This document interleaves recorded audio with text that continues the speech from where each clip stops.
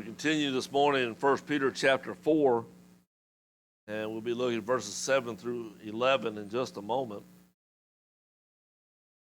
But we talked about last week the setting aside of the old, and we kind of pointed back at it a little bit in Bible class this morning. Peter talking about those old habits, old lifestyles, thoughts, sins, the things that the people he was writing to had been involved in, and to some degree or another were still struggling with and being a part of or being similar to the world, when, as Peter reminds us, we've got to get those things out. And we've talked about this before in past lessons about when we get rid of something, you got to put something back in its place. You can't just leave it empty.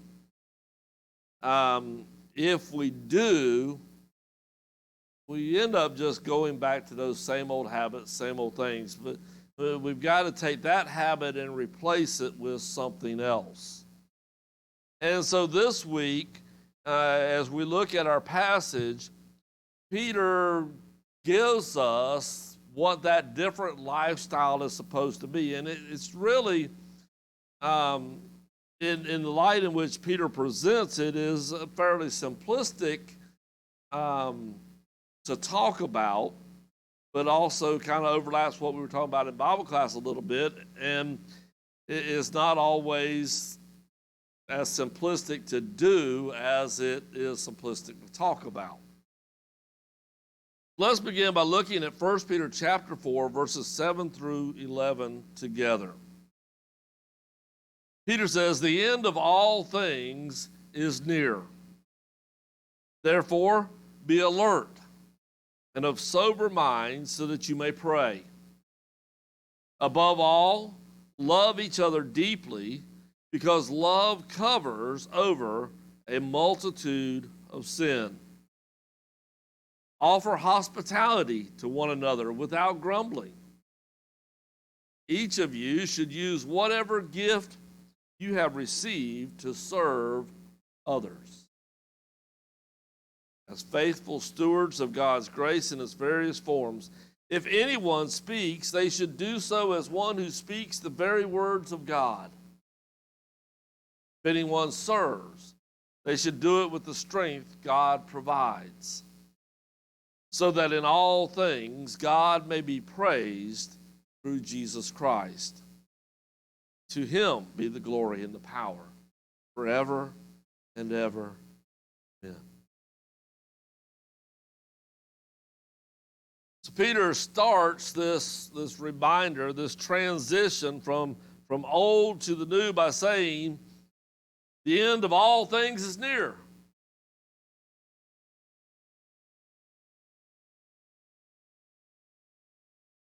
The end of this world, the end of the persecution, the end of the struggles. You can apply that to a lot of different things that Peter's writing to them about as he writes to this group of Christians that are facing persecution, that are facing the struggles of life itself, that are struggling with making this transition from an old life of sin to the new life God has called them to, and who is living in light of an understanding that Jesus is coming back again to get them. And I've said it every time that we talk about these terms, the last days, the end is near, final moments of the world, the second coming of Christ. I don't think they could imagine 2,000 years later, we're still here waiting on Jesus to return. There's no doubt in my mind that even though you can apply it to the persecution of those other things, when Peter said the end of all things is near, he meant the end of all things is near. The problem is God has chosen not to reveal what day Christ is coming back. And so while Peter envisioned it to be very near, that near is a relative term from God's perspective, not ours. And the reality is, and I know we talk about this every time we go through these lessons as well, for us, each day, that day is coming closer. Today is one more day checked off of the list of days between now and the time that Christ is coming. What it is also is one more day checked off of how many days I'm going to be on this earth. And that bears something in common with the second coming of Christ. Because that's another day that I don't know when it's coming.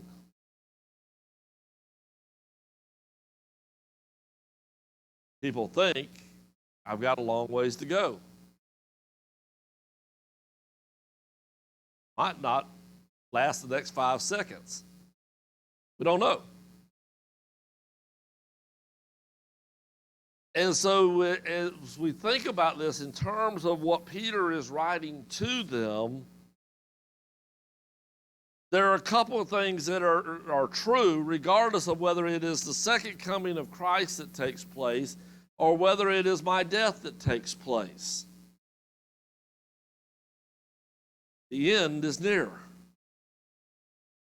The end is coming. And while God chose not to reveal those dates to us, he did tell us, watch. Look at the signs, look at the things, be aware that everything points to the fact that the day is coming.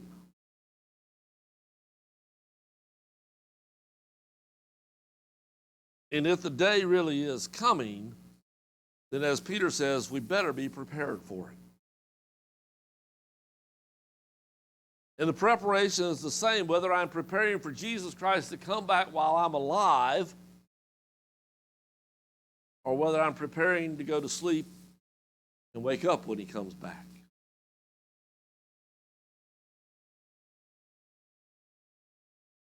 He says, be alert.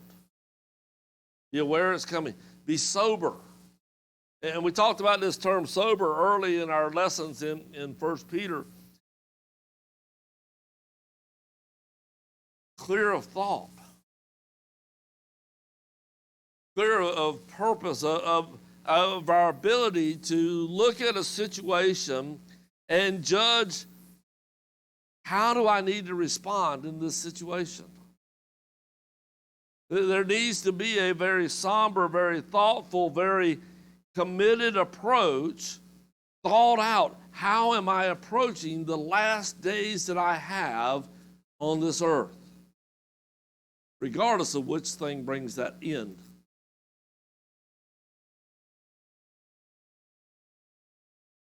So as we look at this, and Peter telling them, you got to get rid of these things, and in these last days, you got to do something different. He says, be sober, pray. Develop a constant communication with God so we can hear him, so that we can communicate our needs and our concerns and our thanks, our gratitude to him.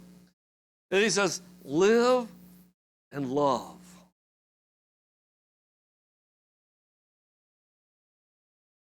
Now live, talked in the past, as a Christian, that's now living for Christ. Living in his image, living for his glory, living as one carrying on as his ambassador, as carrying out the task that he assigned that he would be carrying out if he were here himself. But he ties that with the love.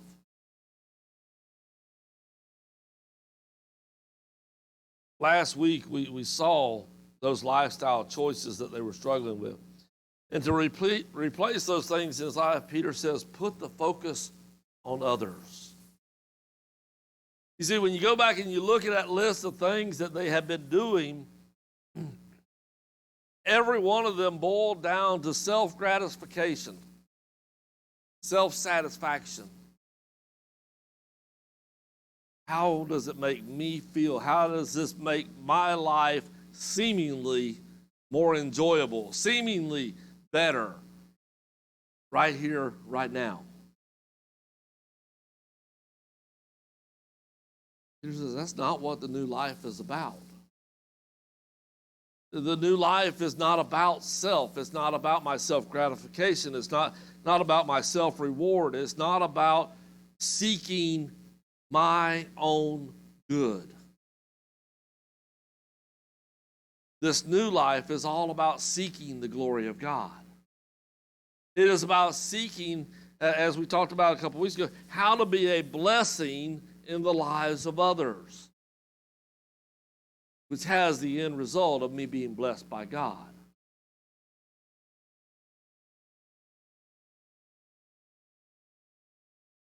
The new life is all about others and about helping them.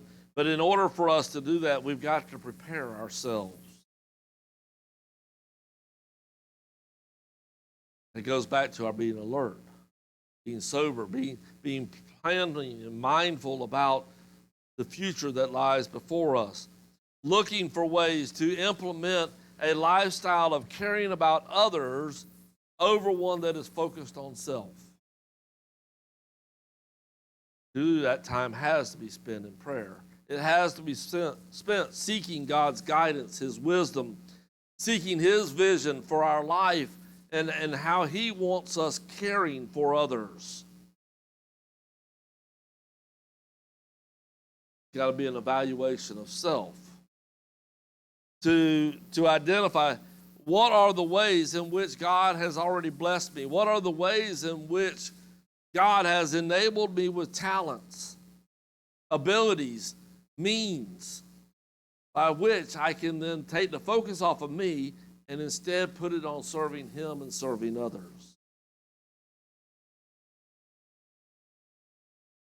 The reality is, though, we've got to know these things about ourselves. We've got to embrace them before we can ever use them in the service of someone else, in the service of God. And it has to then be put into action. And so He's told us the end is near. Be alert, be sober-minded, and pray. And then He says, love each other deeply.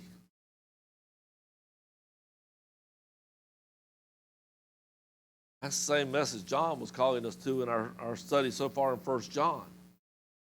Love one another. We can't hate our brother and think that we're going to be able to love God and to get to heaven.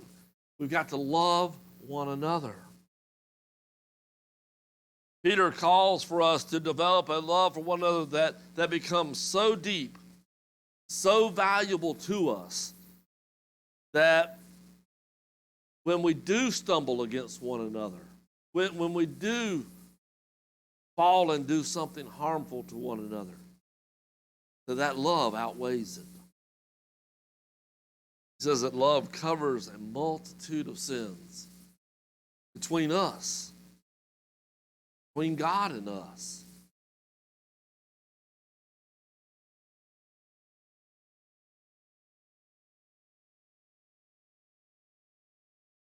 If we learn to love one another in that manner,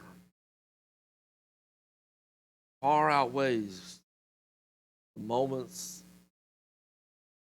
where we say something we end up regretting we said. When we take an action that we regret that we took. It's hard to talk about loving deeply, of developing what Peter is talking about without referencing back to 1 Corinthians 13.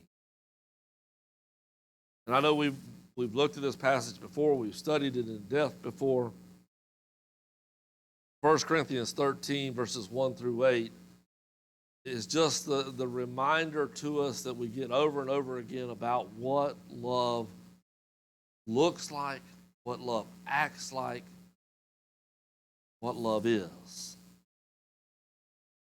Paul wrote there, if I speak in the tongues of men or of angels, but do not have love, I'm only a resounding gong or a clanging cymbal. If I don't have love, I get annoying, is what he's saying. If I have the gift of prophecy and I can fathom all mysteries and all knowledge, and if I have a faith that can move mountains, but do not have love, I'm nothing.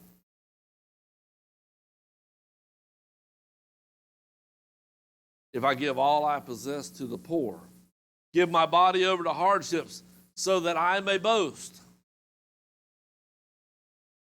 and don't have love, gain nothing. Love, patient. Love is kind. It does not envy. It does not boast. It is not proud. It does not dishonor others.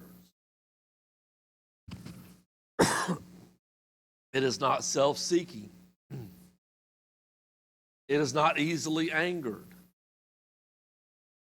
It keeps no record of wrong. Love does not delight in evil, but rejoices with the truth. It always protects. It always trusts. It always hopes.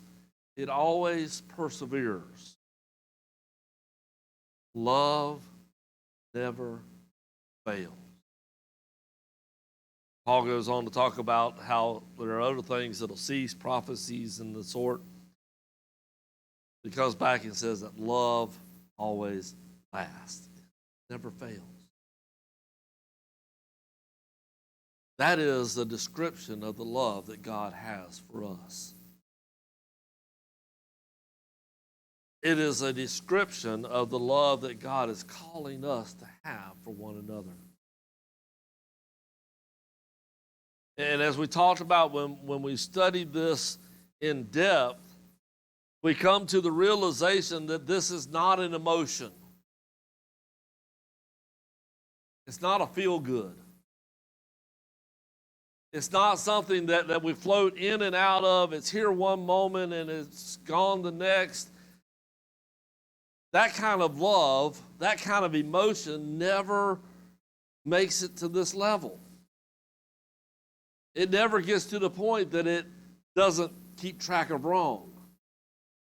The wrongs are what make us float in and out of that kind of love. The kind of love of 1 Corinthians 13 is the love of choice. I choose to love you, even when you're not so lovable. I choose to forgive you, even when everything else, even when everyone else says that I shouldn't. I choose not to keep track of the number of times that you've wronged me. I choose to always protect. I choose to trust, even though trust has been broken in the past. I choose to hope, even though hope has been dashed in the past. I choose to persevere. I choose to love. And Peter says, that's what we've got to have for one another. A love like that is so deep that it overcomes all the problems that we face in the world, all the problems that we face amongst ourselves as Christians, so that we become one body of believers. One close-knit family.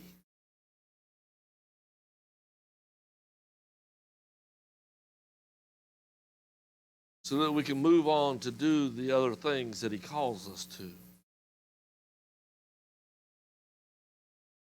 It is the heart of everything that is God and that is expected of a Christian. And out of that love comes the hospitality that Peter tells us. offer hospitality to one another. And then he puts a little caveat that makes it the harder part, isn't it? Without grumbling. You know, I'd have you over, but I gotta clean up the house. I gotta do this. We're always finding something to grumble about, aren't we?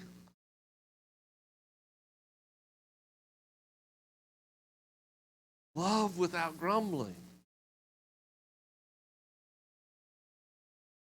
In reality, isn't that what hospitality comes back down to? Love.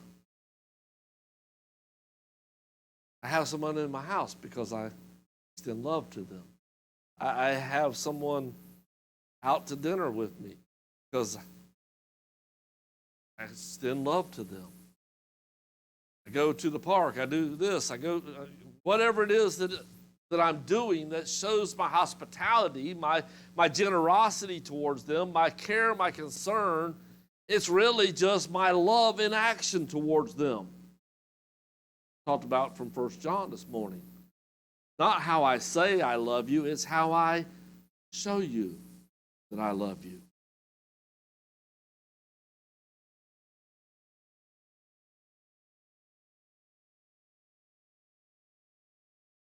And then take the gifts that we have been given. And every one of us has a different one. And most of us have more than one of them. Which makes it hard to understand why so many times we sit around and feel like we don't have any. God has not left us without any blessings, without any talents, without any abilities to use to show and display love to one another.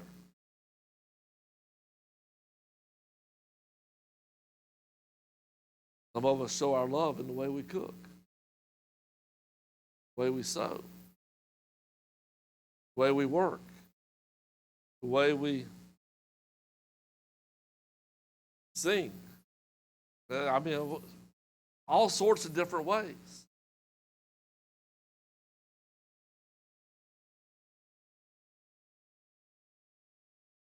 What's important is that I evaluate what has God given me that I can turn around and glorify Him with. Might be money. Might be time. Be whatever.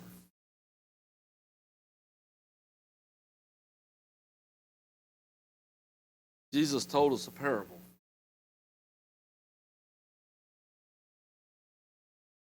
Teaches us something valuable about this part. Matthew chapter 25, verses 14 through 30. He tells the story of a king who goes away. And as he leaves, he calls his servants in and he gives one of them 10 bags of gold, 10 talents. He says, take this and utilize it. He gives another one, he says, here's 5. Take it and use it. And he gives another one 1. Take it, use it. And he goes away for a while, and finally he comes back, and when he comes back, he calls those same servants in. Says, how did you use what I gave you? First one says, you gave me 5, I give you back 10. The other one says, you gave me 10, I give you 20. The other one said what? You gave me 1. I was scared I might lose the 1. So I buried it and I hid it. Here's your 1 back.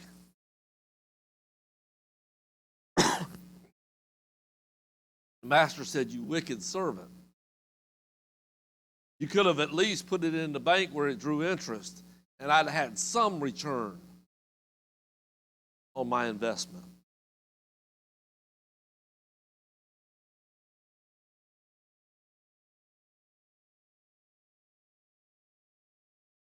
That last part, I think he gives us there as a reminder. Because if you just look at the 5 and the 10 talent, 5 and 10 bags of gold, guys, you think, oh, well, when he gives me something, I've got to double it. Because that's what they did. That was what they accomplished. It wasn't what was required. What was required was give me a return on my investment. Whether that's at the bank drawing interest or whether that's whatever. That was what the master was looking for.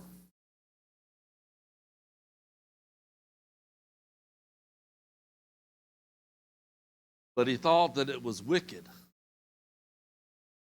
Give no return.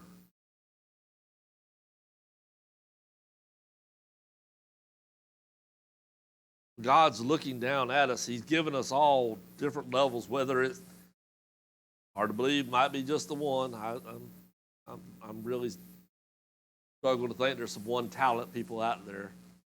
I think most of us are more than one talents. Might not be 5. Might be 10. We might be 20. Who knows?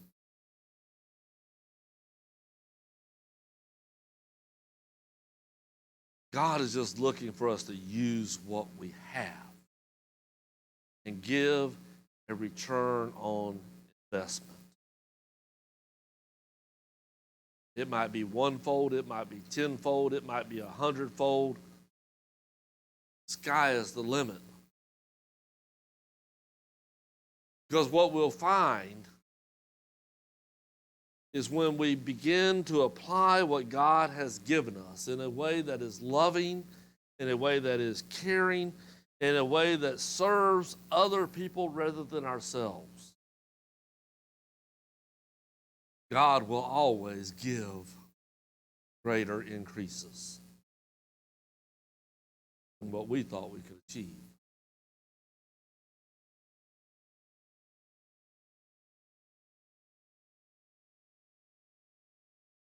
God has provided for us. He's given us His Word. Stop and think about it. What return on that investment are you giving to God? Just the fact that He's given you His Scripture. Do you allow it to multiply in your life, to change and affect how you live? Do you take it and give it to others, have impact on their lives?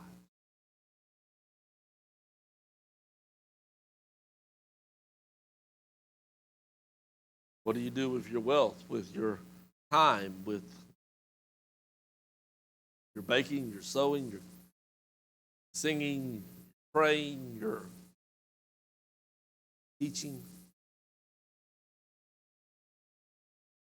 farming, whatever it is, whatever the talent? There are abilities on loan from God. Peter says we have to embrace those to get rid of the old, to keep the old gone, to become what God is looking for. Because as we have said several lessons so far through this book, it is about bringing glory to God. It is about recognizing that He is our hope. He is our source of salvation. He is where home is, and our citizenship truly lies.